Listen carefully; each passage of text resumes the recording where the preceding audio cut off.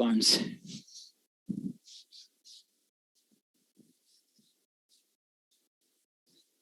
Ionic bond से start लेते हैं।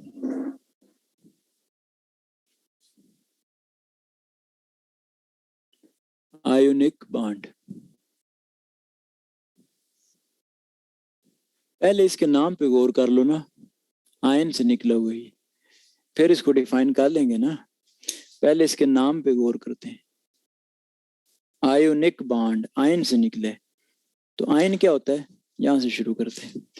देखो जी, हमने अभी एटम के बारे में टॉपिक पढ़ा था ना, एटॉमिक स्ट्रक्चर। एटम तो हमने कहा था, लेट्स से ये कोई एटम है, उसकी शक्ल तो हमने पढ़ी है कि सेंटर में न्यूक्लियस होता है positively charge due to proton, उसके बाहर ऑर्बिट्स, ऑर्बिट्स में इलेक्ट्रॉन्स रिवॉल्व करते रहते हैं ना, यूं।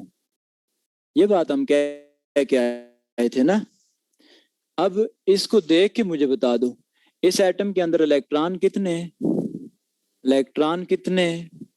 2 और 3, 5। पहले में 2, दूसरे में 3, 5।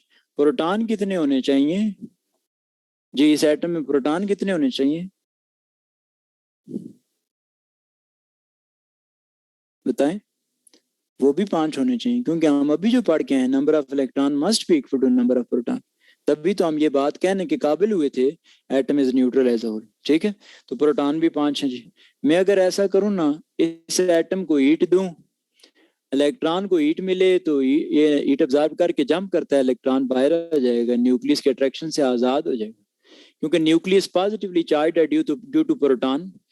पॉजिटिव चार्ज और इलेक्ट्रॉन पे नेगेटिव है, नेगेटिव और पॉजिटिव एक दूसरे को अट्रैक्ट करते हैं। तो जब आप हीट देते हो, इसका मतलब इनके दरमियान अट्रैक्शन को कमजोर कर रहे हो, और हीट दोगे तो इलेक्ट्रॉन जंप करके बाहर चला जाएगा। जब इलेक्ट्रॉन जंप करके बाहर चला गया, एटम से निकल गया, तो 5 में से 1 इलेक्ट्रॉन गया, बाकी बच गए 4। प्रोटॉन तो कहीं नहीं गए, वो तो उधर ही है। अब जैसा कि यूनिवर्सल रूल है, जो मेजॉरिटी में वो छा जाए ना, तो कौन सा चार्ज मेजॉरिटी में है? प्रोटॉन का। प्रोटॉन का चार्ज तो अभी हम पढ़ के आए, प्रोटॉन का चार्ज पॉजिटिव होता है, तो इस एटम पे पॉजिटिव चार्ज आ जाए। अच्छा, जब पॉजिटिव चार्ज आ जाए तो फिर एटम तो ना बोलो, हम तो पढ़ के आए थे एटम इज न्यूट्रल, उस पर तो चार्ज होता ही नहीं है। ठीक है, एटम पे तो चार्ज होता ही नहीं है, तो इसका मतलब है ये तो एटम नहीं कहला सकता। क्या कहलाए फिर? आयन कहलाए ना, पॉजिटिव आयन, पॉजिटिव चार्ज है। या इसी का दूसरा नाम कैटायन भी होता है। तो कहीं ऑब्जेक्टिव में पूछ ले कैटायन पे कौन सा चार्ज होता है, तो समझ आना कैटायन कह रहे हो। कैटायन तो पॉजिटिव आयन का दूसरा नाम है। पॉजिटिव आयन पे तो पॉजिटिव चार्ज होता है, पॉजिटिव आयन पे तो पॉजिटिव चार्ज होता है।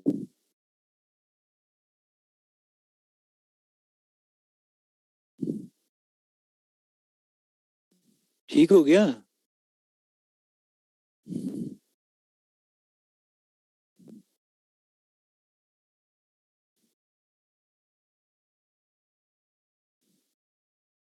तो इसका मतलब ये हुआ, जब एक एटम इलेक्ट्रॉन लूज करता है, उस पर पॉजिटिव चार्ज रहता है।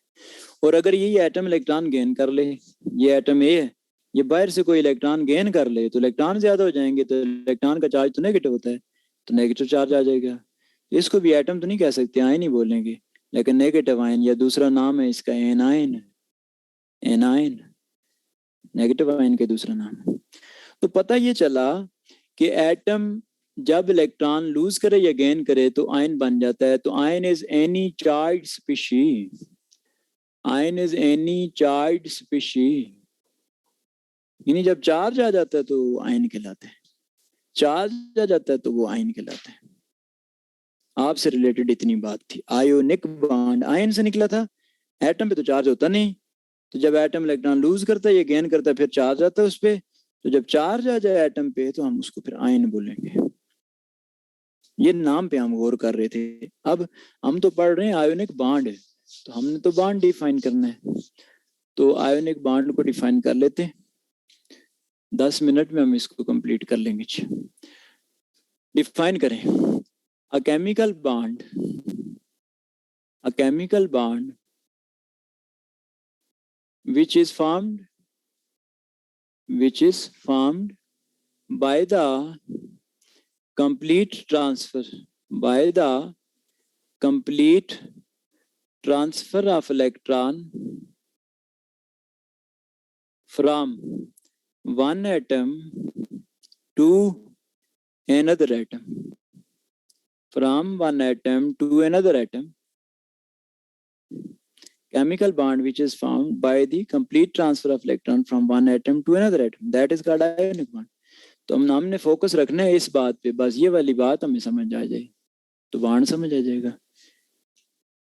ठीक है, तो चलते हैं एक्सप्लेनेशन देते हैं इसकी जी। एक्सप्लेनेशन इसकी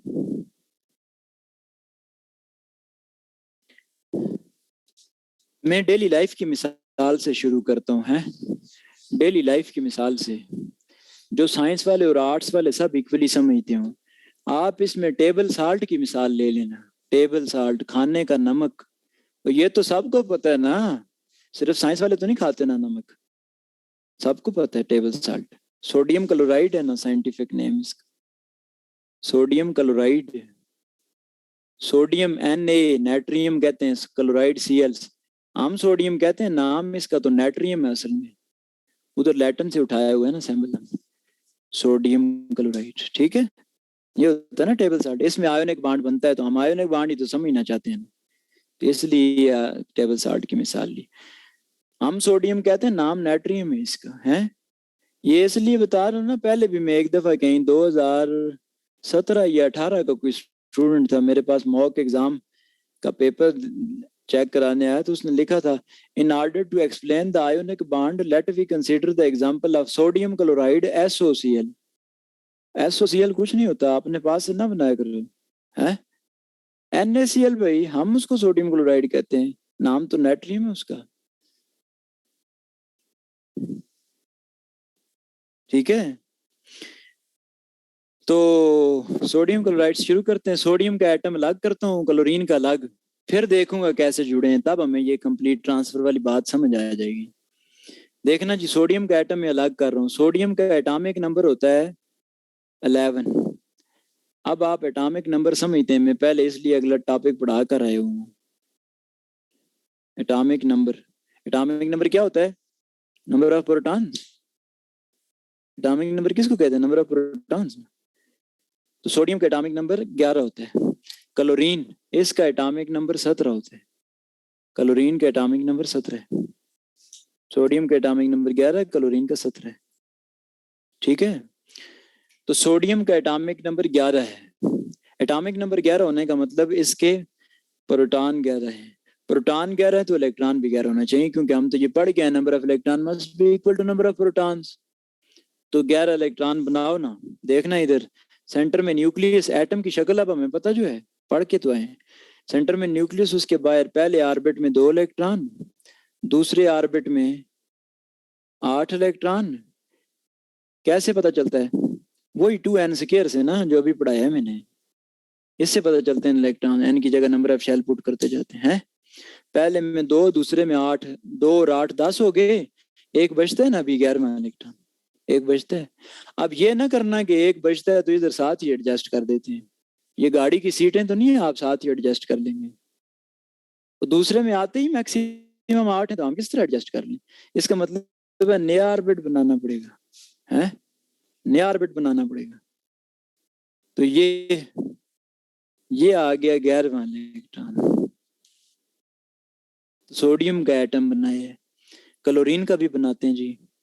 क्लोरीन के 17 एटॉमिक नंबर, मतलब 17 प्रोटॉन, इलेक्ट्रॉन भी 17 फिर। सेंटर में न्यूक्लियस, पहले ऑर्बिट में 2 इलेक्ट्रॉन, दूसरे में 8 इलेक्ट्रॉन आते हैं। 8 और 2 10 हो गए। तीसरे में चलना पड़ेगा, तो तीसरे में 7 और, क्योंकि 17 है ना टोटल। तो ये आ गए जी 7 इलेक्ट्रॉन। और क्लोरीन के हमने 17 इलेक्ट्रॉन लिख दिए जी, पूरे कर दिए।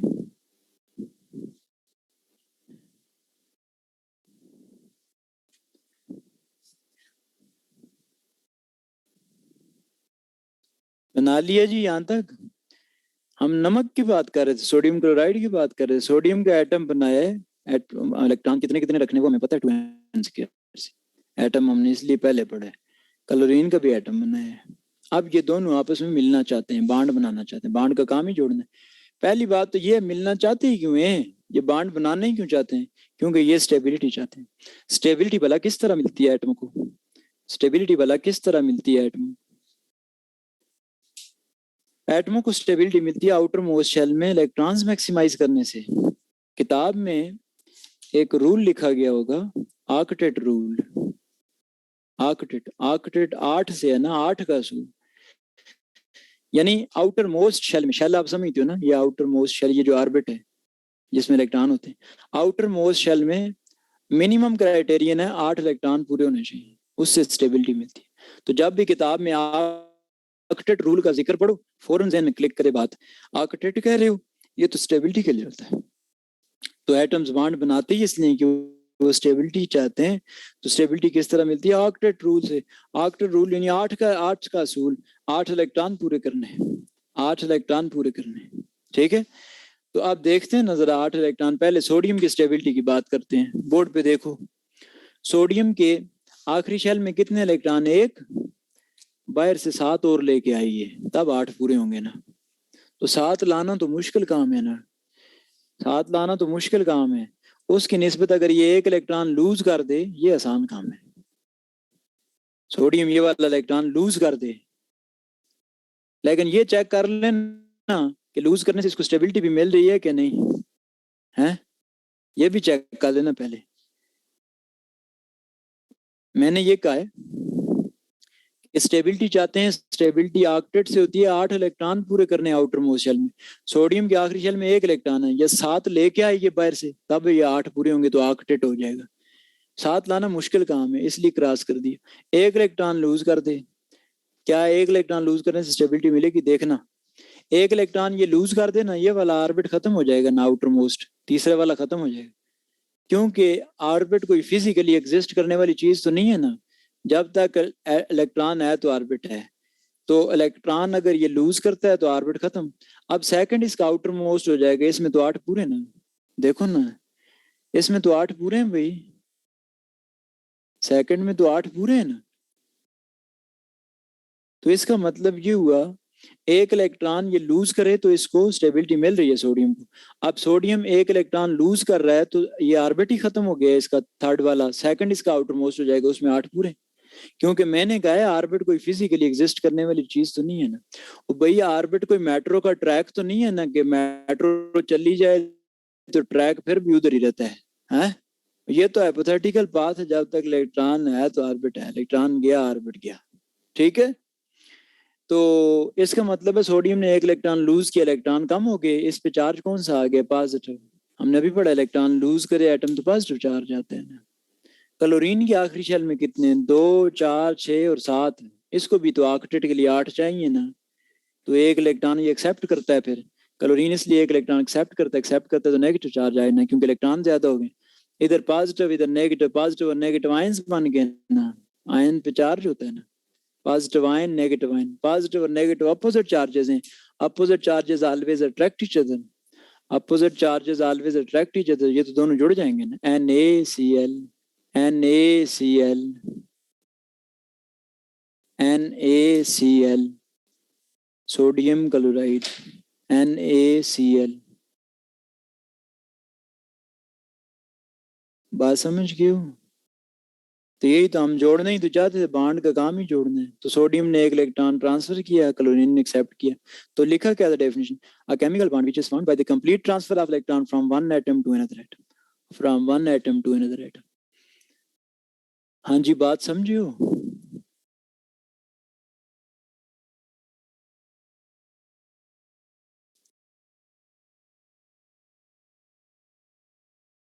क्लियर है सबको? अब ऐसे ही आपने डिफाइन किया, उसके बाद नीचे एक्सप्लेनेशन देनी है पूरी पेपर में। टेम्पटेशन इस तरह ना करना, ऊपर डिफाइन करके नीचे ये 2 दायरे बना के आ जाओ पेपर में। ये जितनी सारी मैंने तकरीर की है ये लिखनी है ना, साथ प्रॉपर थ्योरी लिखो ना इसकी, ठीक है। बस जी, ब्रेक कर लें, ब्रेक के बाद फिर आगे चलेंगे इसी तरह सेकंड बाउंड से अनवर्ड, राइट। तो आप आ जाएंगे कोई 7:55 पे आ जाएं।